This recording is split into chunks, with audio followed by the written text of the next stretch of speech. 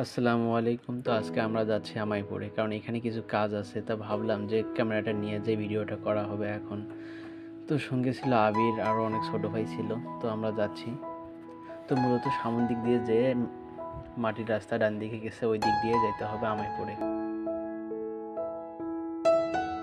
মারাত্মক একটা জায়গা মামা, অনেক সুন্দর জায়গাটা।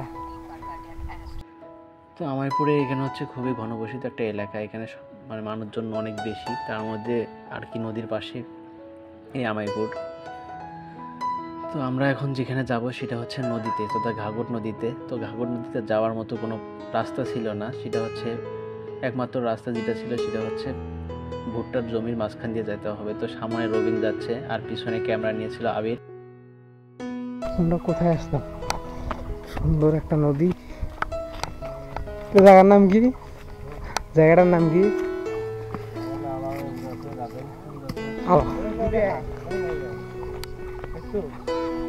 কি ওই যে গুড়, ওই জায়গায় গুড় মারে না আবির? কি আবির, কিছু বলো। হ্যাঁ মামা, তুমি কিছু? তুমি বাঙালির মালিক। সি মামা, তুই কিছু বল। তো এখানে আসার পরে নদীতে দেখলাম যে কিছু দেশি হাঁস। তো আবির বলতেছে ভাই হাঁস কিনবো। করলাম যে ঠিক আছে, হাঁস অন্যদিন কেনা হবে, যে কাজ সেই কাজগুলো আগে সারে নাও। তো আমরা ভাবতেছিলাম যে নদীর ওপারে আর কি কুশারের রস করতেছিল, এখানে গুড় তৈরি করতেছিল। তো রায়হান গেল, যা দেখতেছে যে ওই দিক দিয়ে যাওয়া যাবে কিনা। তো এমন সময় ক্যামেরাটা ছিল আবিরের হাতে, রায়হানের হাতে কি জানি একটা ছিল। তা আবির বলতেছে হাতে কি, তখন রায়হান বলতেছে যে এটা হচ্ছে মানুষের হাড্ডি, তথা এখানে শ্মশান। তো মানুষ পোড়ানোর পর আর কি নদীতে এই হাড্ডিগুলো চলে আসছে। তো ও বলতেছিল যে ভাই হাড্ডিগুলো দেখানো যাবে না, কারণ নাকি ওর সমস্যা হবে। যাই হোক, ছেলে মানুষ, অনেক দুষ্টামি ফাজলামো হয়েই থাকে। তো আমাদের যেটা কাজ সেই কাজের উদ্দেশ্যে যাচ্ছি।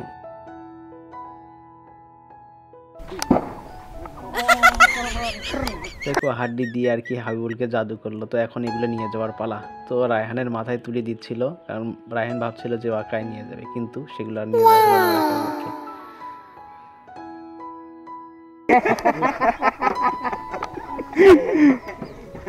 ইতনা খুশি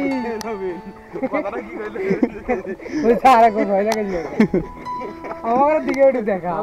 দেখো, অবশেষে দেখতে পারতেছেন যে রায়হান একাই নিতে পারলো না, পরে সবাই মিলে ধরে আর কি রায়হানের গন্তব্যস্থান নিয়ে যাওয়া লাগবে। তো এখানে অটো ঢুকে না, কারণ একটা মানুষের যাওয়াটা ছিল না, যার জন্য অটো ঢুকতেছিল না। আর আমরা এখানে সবাই মিলে আর কি ঘাড়ে করে নিয়ে যাচ্ছিলাম। তো রায়হানের অনেক কষ্ট, কারণ জিনিসটা ওর, সেই জন্য ও বেশি করে কষ্ট করার চেষ্টা করতেছিল। কিন্তু ও বোঝে নেই যে বাকিরা ধরবে কি না ধরবে, ও ভাবছিল যে একাই নিয়ে যাওয়া যাবে।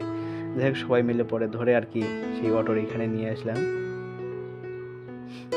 তো নিয়ে আসার সময় অনেক দুষ্টামি আর কি, মানে জায়গাটা এত চিপা, আর তার মধ্যে বাড়ির যে আর কি প্রতিটা মোড়গুলোর মধ্যে এই হাঁড়িগুলো লাগতেছিল, যার জন্য আর কি নিয়ে যাওয়া যাইতেছিল না। দেখো, অবশেষে আমরা সেই কাঙ্ক্ষিত জায়গায় আসলাম। এখন অটোতে ওঠানোর পালা। যে অটোতে ওঠানোর পর বাকি বকটা অনেক ফানি, যেটা রায়হান করছে, আপনারাই শোনেন। জায়গাটায় আসি, অনেক প্রাকৃতিক সৌন্দর্য, খুব চারপাশে সবুজ আর সবুজ। মা, আমাদের এলাকায় এই ডাব গাছটা থাকলে কোপ দিতাম।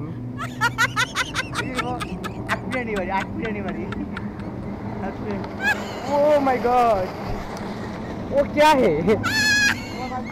হ্যাঁ, সবুজ আর সবুজ গাইস। মহিমনসে দেখেন, শুধু সবুজ।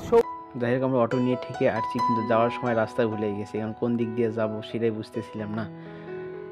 তারপরে এক ছোট ভাইয়ের সঙ্গে দেখা, ও বলতেছিল যে রায়হান উপর থেকে বলতেছিল যে আমরা যাব কোন দিক দিয়ে, রহমতপুরে। তো ও আবার ভয় পাইছে। যাই হোক, অনেক চিন্তা ভাবনার পর আবির বললো যে এই দিক দিয়ে যাওয়া লাগবে মূলত। তারপরে আমরা আর কি যাচ্ছি। তো আপনাদের যদি ভিডিওটা ভালো লাগে, অবশ্যই আমার চ্যানেলটা সাবস্ক্রাইব করবেন, লাইক কমেন্ট শেয়ার করবেন, আর আমার ফেসবুক পেজটি ফলো দিবেন। আল্লাহ হাফেজ, আসসালামু আলাইকুম রহমতুল্লাহ।